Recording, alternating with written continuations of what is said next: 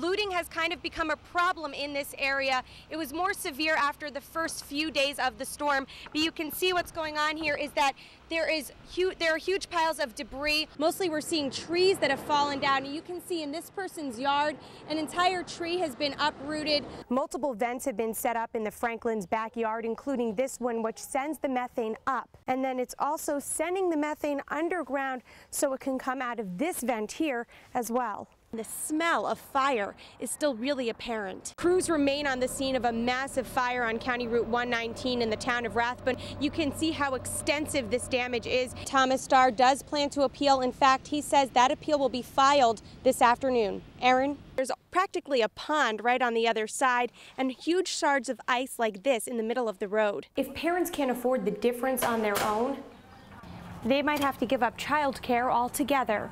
Officials say it could be as much as one can of beer. A neighbor across the street asked her, did they find him? Did they find them? And she said, yes, they found him. She was very happy. There is a big area where the oil spilled out from the car and even pieces of the windshield on the ground. The appeal of driving one of these trucks doesn't only come from the power you feel from sitting up here. They just released the first numbers, and it does show Tom Reed in an early lead. Woods says the driver was riding along Route 14 southbound when it came up onto her property.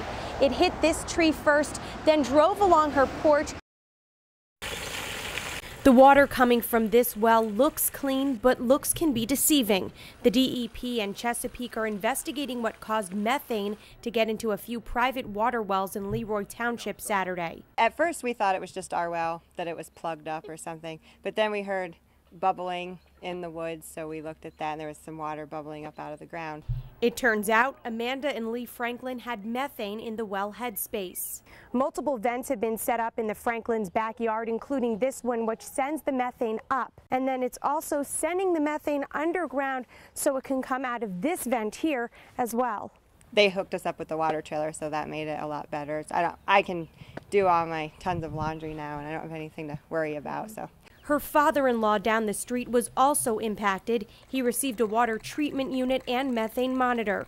The homes are within a half mile of this Chesapeake Morse well pad. Chesapeake is now monitoring nearby homes like Jean Mundy's, who found something in her toilet Sunday. The leaves and stuff, and it was in there, dark. I didn't know what it was, but it did not have an odor. Mundy is being supplied with water and says she's not too concerned. You know something, you get used to it. After a while, it's like, ho-hum, so what? Nothing new. It's unclear how long she and the Franklins will have to wait to use their wells again. In Leroy Township, Lara Greenberg, YNN. Ryan, it took 3 days of investigations, but police now say that what happened at this house over the weekend was murder. It basically went from a whodunit to a case solved in roughly 72 hours. 72 hours was all it took for Corning and State Police to arrest 38-year-old Marlon Brooks and 28-year-old Samantha Smith. Police say they were involved in the alleged murder of 26-year-old Clark Van Etten on Park Avenue in Corning Saturday. Officials say it was drug-related. We believe they went over there early Saturday morning because they had knowledge that he had cash. Assault took place where the victim was ultimately stabbed twice and bled to death. Van Etten, a local cable contractor, was found later Saturday by a coworker. Both Brooks and Smith were arrested and arraigned Monday night on one murder count each. Neighbors are relieved. I can't speak for everybody, but I'm pretty sure they're relieved that some arrests have been made and someone's going to, get their day in court. Thank God. Shirley Reed lives on Watauga Avenue just down the street from Van Etten's home. She says she didn't know him personally, but he seemed like a great guy and father to his 2 children. He would have his children, and he would have them outside playing, and I don't know, he just seemed to be a really nice guy, so we were really shocked. So shocked, in fact, Reed says she's been keeping her eyes peeled for suspicious activity the past few days. We're kind of up in arms. You're looking around all the time and you're watching, and there's always people coming and going. But with Brooks and Smith now in custody, Reed and all the residents of Watauga and Park Avenue can sleep easy. And Brooks and Smith are now being held in jail without bail. The next step in this process is taking this case to a grand jury. Ryan? John Allen says this is progress. He and his friends have been working for weeks to reassemble his house. We've put a lot of time into it already, so we were advised to stop working. That's because of the 50-50 law. It says buildings that have sustained damage that exceeds 50% of their original market value must be raised at least 2 feet.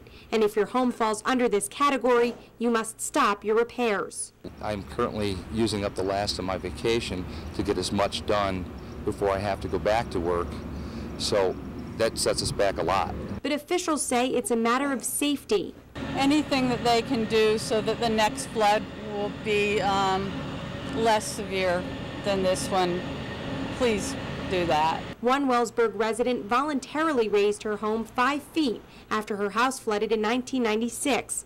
Paula Updike didn't want to speak on camera, but she said elevating her house was worth it. Updike says because she and her husband already raised their home, they didn't have very much damage this time around, only to their basement and their backyard. But the DEC says raising your house isn't your only option. You can also relocate or fill your basement and add vents. But John Allen just wants to finish what he started. We're pretty stressed out here anyway with the flooding and what it's done, but that just added a new layer of stress on top of that. And it basically took the wind out of my sails after all the work we've accomplished here so far.